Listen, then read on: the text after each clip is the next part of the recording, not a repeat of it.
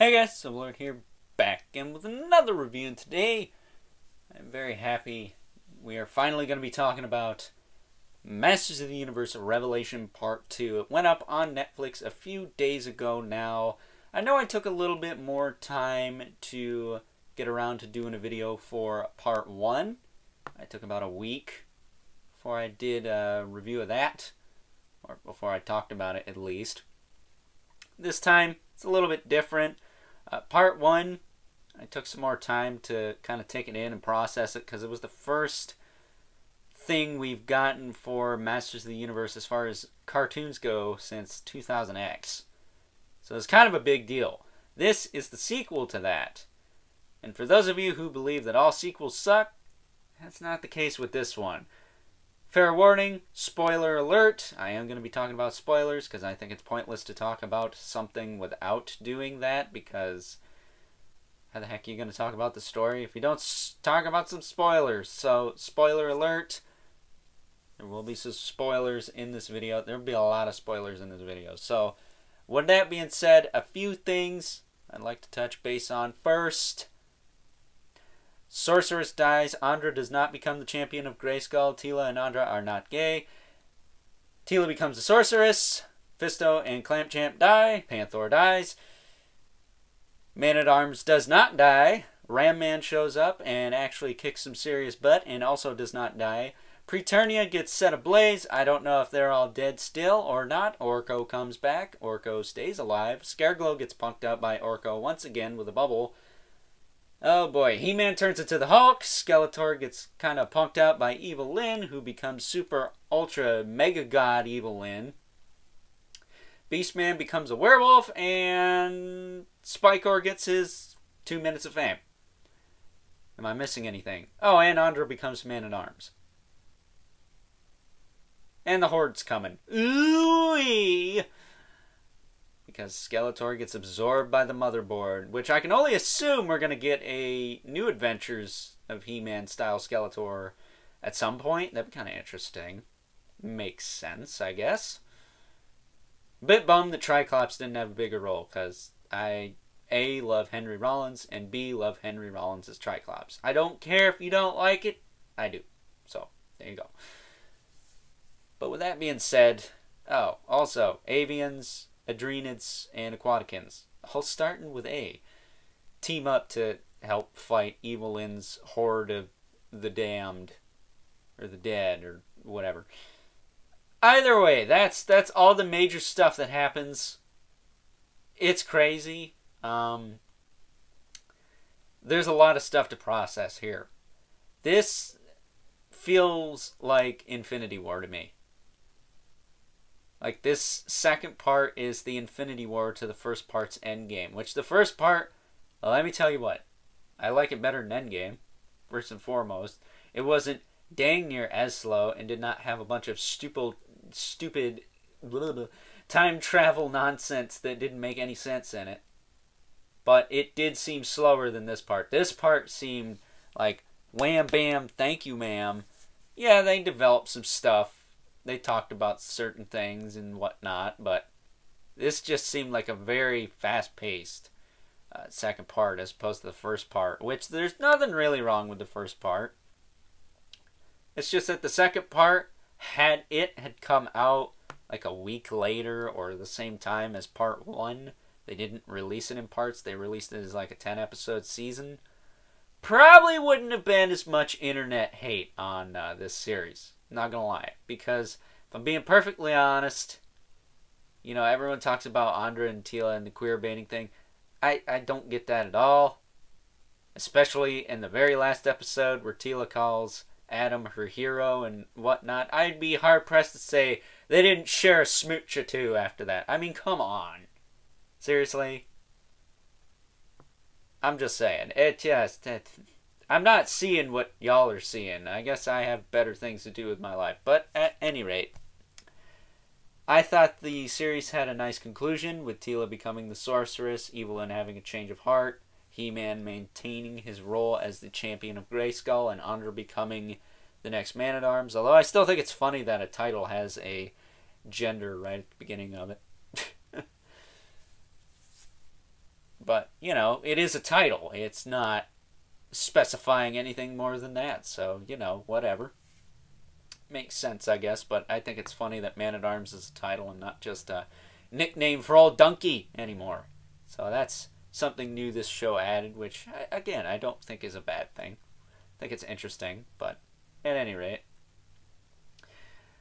With that said, the beginning of this part, all hell breaks loose. Sorceress gets straight up stabbed by Skelegod, like right through the torso, and we get to hear old donkey whimper a bit. And I'm not gonna lie, I get why he does it. I'm not saying that he shouldn't have, you know, kind of choked up and cried when his freaking wife pretty much just gets straight impaled in front of you. That's some heavy stuff, bro. But at the end of the day, I did not expect the cry we got. I was expecting a cry, but I did not expect a... I'm like, that's... I kind of chuckled a bit, I'm not gonna lie. It sounded funny to me. Maybe I'm just sick, messed up in the head or something, but it sounded kind of funny to me. But at any rate, it happens, whatever. It's funny to me, but it makes sense with the story, you know? But after that, Adam, Teela, Andra, and, well, Cringer at this point, meet up with Fisto and Clamp Champ, who we didn't get to see very much of, unfortunately, because Skelegod turned him into evil zombie monster demon things. And it was either Teela or Andra just straight up incinerated him and left him as charred bones on the ground. It is pretty hardcore. If you're a Fisto fan, I feel sorry for you. If you're a Clamp Champ fan, I feel really sorry for you, because at least Fisto was in Filmation in 2000X. You got something to appreciate with him. Clamp Champ didn't get a whole lot. Not gonna lie. But with that said, Skeletor damned them to Subternia, so there you go. I mean, what are you gonna do? I will say, Fisto did get a good one-liner in there. Man, I'd love to fist him. I mean, if you want to talk about queerbaiting, dude talking about wanting to fist a dude, I mean, let's be honest here. But moving on from that, side note, Clamp Champ's real name is Ranius. Shout out to T-Biz for filling me in on that one. That's going to be important in a little bit here. But let's talk about Savage He-Man. Okay, first and foremost, quit calling it Ular. It's not freaking Ular. If anything, Ular is in Preternia with King Grayskull and Hero and all them other guys. Okay. I just want to throw that out there. Savage He-Man and Ular do not have to be the same thing. They can be two totally different things. That's A-okay with me. If you got a problem with that, well then, I don't know what to tell you, bud. I don't know what to tell you. But with that said, I loved Savage He-Man. I thought that was cool. A hulked out He-Man. He kicked the crap out of Skelegod, then totally wasted, what is it, other kinds of creatures. One of them was a Manticore. And then just totally wrecked a crap load of Eternian Palace Guards. Like, holy crap, dude. It was really cool seeing that. Looking forward to picking that figure up. Comes with Orko as a bonus, so if you wanted Orko, there you go. But, yeah, I dug Savage He-Man. I thought this was a nice take on it, a different take. He was able to change into him without the sword to kind of control how much power he got, because I assume that's why he got so much power, enough to just become this massive hulking beast of a man that just totally kicked the crap out of Skelegod. Let's be honest here. Just really love that. And then that leads us to Randor and Queen Marlena, who I guess got divorced because Queen Marlena didn't tell Randor that Adam was He-Man. But everyone kind of kiss and made up for that part. And Queen Marlena mentions that Ranius put her and Randor in the, oh crap, comes with Point Dread, Talon Fighter. And Ranius is Clamp Champ, so good to know. And it's because of Queen Marlena we get to see the Adrenids and the no, actually it's not. She mentions the Adrenids and the Avians, not the Aquaticans, although they do show up at the end. How we get them is Teela sends a psychic message across Eternia, and then the Adrenids, the Avians, and the Aquaticans show up. No sign of Merman, Stratos, or Buzz-Off specifically, but we did get their species, so I wouldn't be surprised if we get figures of them at some point. Or, you know, we get more show, because they left it open, as I said. We'll get to that. We'll get to that. We're getting there. I'm breaking this down as fast as I can. But the reason Teela has to call forth all the forces of Eternia is because Evil Lyn, who Skelegod made the sorceress of Grayskull, finally realizes that, hey, I don't have to listen to you anymore, you jerk, and freaking totally just bamboozles him into thinking he's getting some poontang, but really winds up stealing the sword and becoming like Ultra Sorceress Evil Lyn, or as Scareglow calls her, God Lyn. So she has two different looks in this part. She has the Sorceress look and then the Champion Sorceress look. Not sure which one we're going to get as a figure first. It looks like the Sorceress look, to be honest with you. She also gets a haircut when she says by the power of Grayskull. That's kind of interesting because it seems like Adam's hair gets longer and hers gets shorter. I don't know. I like Evil Lyn with long hair. I think it's pretty hot. What do you want?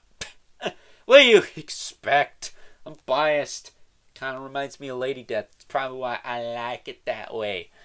She does get that back, though. So that's a plus. But God Lyn takes over. So Skeletor even teams up with He-Man, or Adam, and the others to take down God Lyn.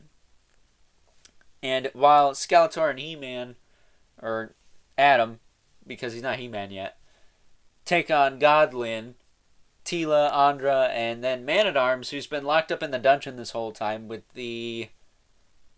is the Orlax? The weird tentacle monster thing that lives in the dungeon grate, which if you have the vintage Grayskull, or, you know, the Origins, or even Classics Grayskull, there's a little dungeon grate with a little tentacle thing sticking out of it. That's the Orlax. So that's pretty cool. And I will say, Man-at-Arms gets some dang good lines in this part. Really solid lines. I love it. He disses both Skeletor and Evil Lyn, I think, in the same episode. And we get to see a little bit of origin behind Evil Lyn, too. Ties in with the comics that T-Biz has been getting and checking out on his channel, so go check him out for that. But, yeah, a lot of tie-ins to the comics. Makes sense. But, you know, while Skeletor and Adam are fighting God Lyn, Panther gets turned to stone and shattered, which ultimately ticks off Skeletor, because I guess he really cared about his big old purple kitty cat. But while they're doing that, Teela, Andra, and again Man-at-Arms are fighting some of the evil warriors, which we did not get to see a whole lot of in the first part. But now we get to see Spikor, who scared the poop out of T-Biz just like Thunder Punch He-Man. Or is it Flying Fists? I think it's Thunder Punch. But at any rate, made T-Biz jump a little bit, which I thought was kind of hilarious. Oh, I'm probably going to be talking about that until the cows come home, because that's really funny to me. But we get to see Spikor in action. We get to see my man Webstor and Clawful.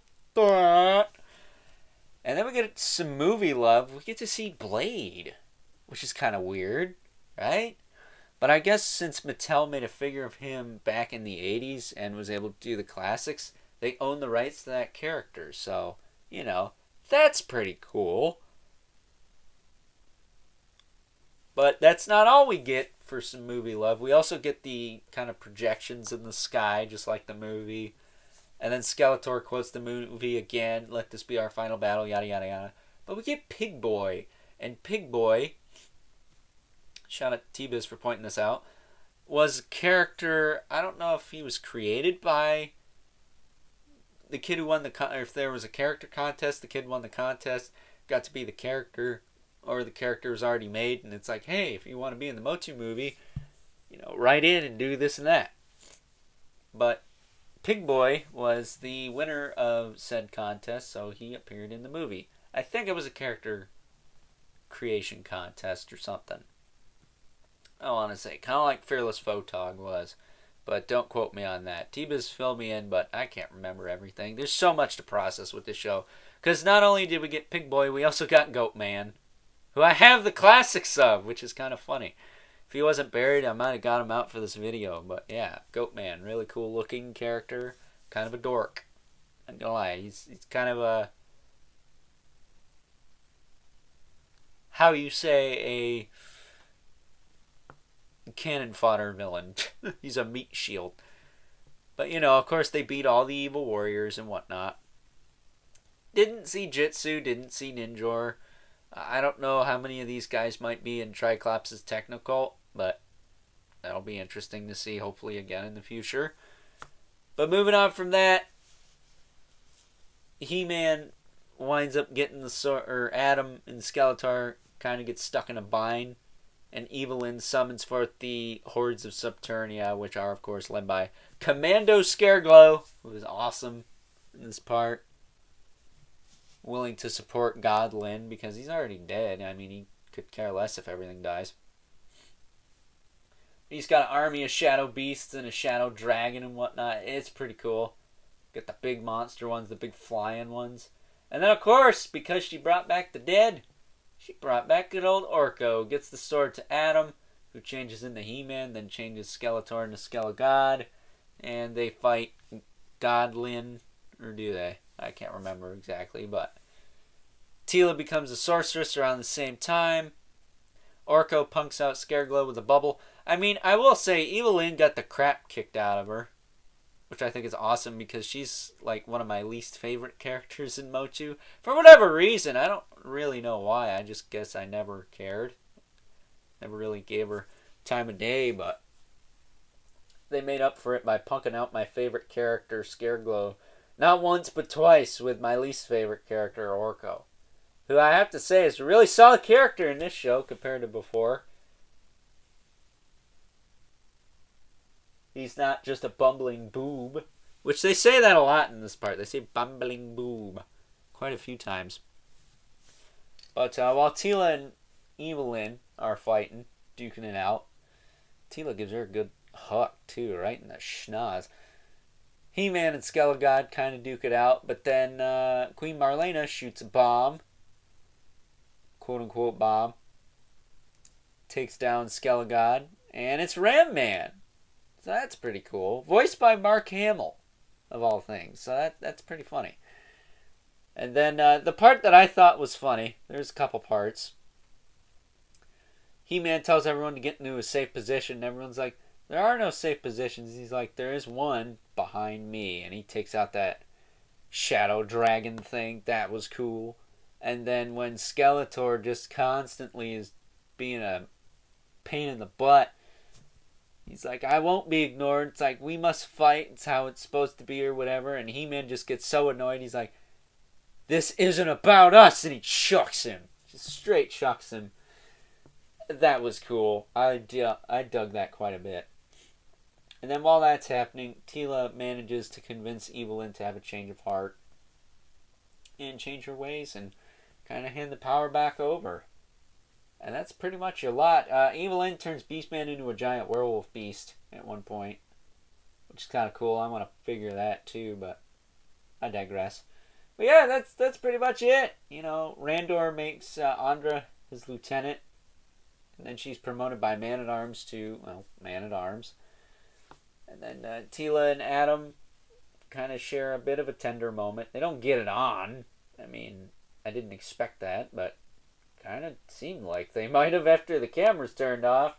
I don't know. I got more sexual tension between him and Teela as opposed to Teela and Andra, if I'm being quite honest with you. It's a lot more obvious, that's for sure. I did not see siblings there. But at any rate, also, Sorceress is a Force Ghost throughout this whole thing, which I thought made sense too. I thought that was kind of interesting. But, yeah. But after all that, Skeletor goes back to Snake Mountain, gives Triclops and Trapjaw Whiplash crap. It's like, where were you guys? Like, couldn't have helped out or whatever? It's like, it's because of the motherboard. And the motherboard is like this big metal robot falcon looking thing with some turrets on it or whatever. Kind of looks like Screech, according to T-Biz, which, that makes sense. Skeletor tries to destroy it, but it winds up transforming into this weird fembot with bat wings and a snake tail. Like the falcon head is a crest on its head. Kind of like a robot sorceress. Huh, never thought about that. Kind of like a robo-sorceress, in a way. Because it's got the wings, it's got the head crest. It's got a tail, a lizard's tail. It's more like a dragon, as opposed to the falcon. But yeah, kind of like a teched out sorceress. And basically it just sort of makes Skeletor one with the motherboard like the rest of them. I don't think he'll be as much of a puppet. I think he'll be able to... He'll take control and kind of run Snake Mountain. But at the very, very end, the last second, it flashes the Horde logo. Oh yeah, we're going to hopefully get the Horde as long as people don't sit here and complain about this show until the next part hopefully still comes out, because I want another part. I want another season. I want more episodes. This was a solid show. I really enjoyed this show. I thoroughly enjoyed this show. I enjoyed this show so much, I think during the Christmas weekend, I'm going to definitely tap in and watch all 10 episodes at one point or another. I think that's something I need to do. Do my due diligence, check out both parts, and then probably call it Cartoon of the Year, because it definitely was for me. I like the other show, the other He-Man show. I haven't talked about that much on this channel. I wanted to, I just haven't had time to finish it yet. I mean, I've had time, but I've been doing other things. That's a really solid show too. So both Motu shows to come out this year, really good. I don't really have many problems with either of them. So, if you're going to sit here and complain about stuff, fine, but the rest of us are going to sit here and enjoy what we like, and there ain't nothing you're going to do to change that. There ain't nothing you're going to be able to do about it either. So, you know what? I don't care. I like this show. I thought the show was pretty solid. All 10 episodes. Again, I think had they released them all at once, would have been less backlash, but, that's how marketing works. It's just how it is. And is there an aftermath for this with Kevin Smith and the crew from this show? Because I'd really like to see that as well. Is Kevin Smith going to do something on his podcast or whatever? I don't know. I want to see Kevin Smith talk about another part. I want to see more of this show. I think they did a pretty decent job with what they had to work with this. And again, I'm going to reiterate, this could not have legally been a continuation of Filmation, but I do view it as a little bit of that. Like some people view 2000X as a prequel to Filmation. So if you put them in order, you got Filmation, you got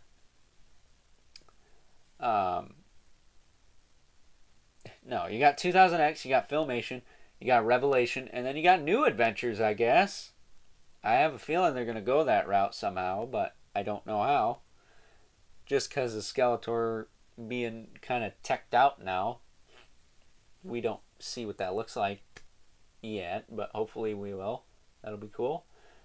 Yeah, I really enjoyed this show. If I had to give it a rating, I would give it a solid 9.